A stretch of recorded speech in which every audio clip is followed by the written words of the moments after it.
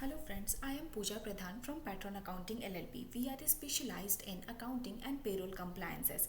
Today I am initiating a YouTube series on Zoho Accounting. आप में से बहुत कोई जानते होंगे कि Zoho Accounting एक क्लाउड बेस्ड टूल है अकाउंटिंग के लिए, जो कि आपको अकाउंटिंग से जुड़ी सारी सुविधाएं देती है।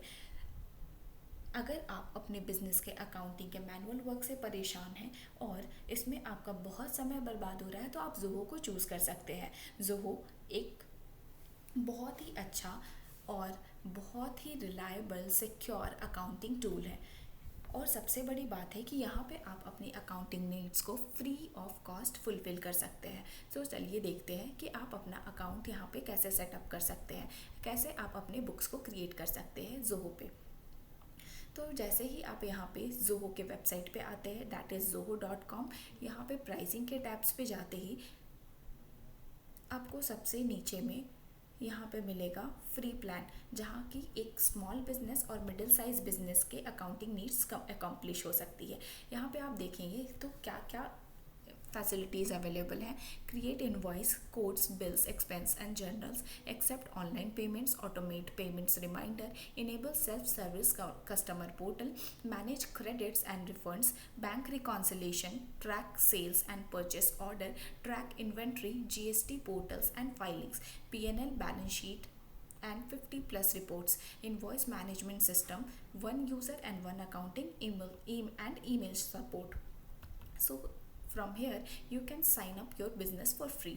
यहाँ पे जैसे ही जाते हैं आपको कुछ इन्फॉर्मेशन फीड करना रहता है। जैसे ही आप ये इन्फॉर्मेशन फीड कर देते हैं तो आपका अकाउंट बन के रेडी हो जाता है। ये इन्फॉर्मेशन है कंपनी का name, email address, mobile number, password and that's it. आप यहाँ पर से अकाउंट क्रिएट कर सकते हैं। तो मैंने अपना अकाउंट ऑलरेडी यहाँ पे क्रिएट करके रखा है। आप देख सकते हैं कि ज़ोहो पे आपका अकाउंट इस तरह से दिखेगा। ये आपका ऑर्गेनाइजेशन है, ठीक है। तो आप अपना प्रोफाइल कैसे सेटअप कर सकते हैं, यहाँ पे सेटिंग्स में चाहिए।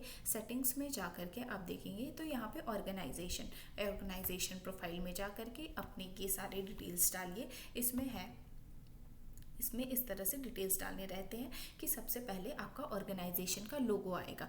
ये लोगो आप यहाँ पे अपलोड करेंगे तो आप जो भी इनवॉइसेस या फिर डॉक्यूमेंट्स अपने क्लाइंट्स को या फिर किसी को भी भेजेंगे इसके थ्रू, तो वो लोगो यहाँ पे लग करके आएगा। यहाँ पे आपको ऑर्गेनाइजेशन नेम डालना है और आपकी इंडस्ट्री जो भी है, जैसे ये मेरा ई-कॉमर्स ऑपरेटर से रिलेटेड है तो ये डिटेल से यहाँ पे डाल दिया है मैंने।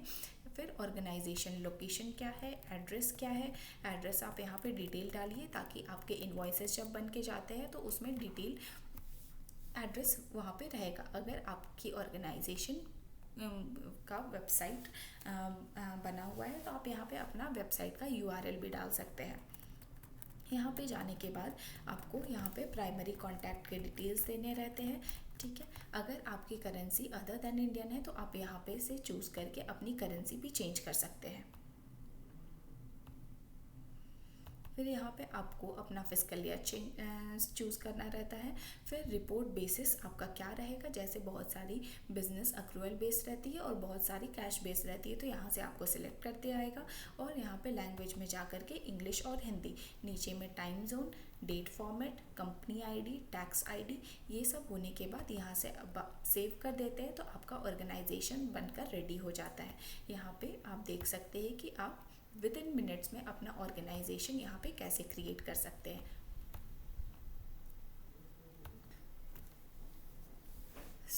आज हमने देखा कि कैसे आप अपना ऑर्गेनाइजेशन सेटअप कर सकते हैं। इसी तरह से मैं आगे भी वीडियोस लाती रहूँगी और आपके अकाउंटिंग में हेल्प करती रहूँगी।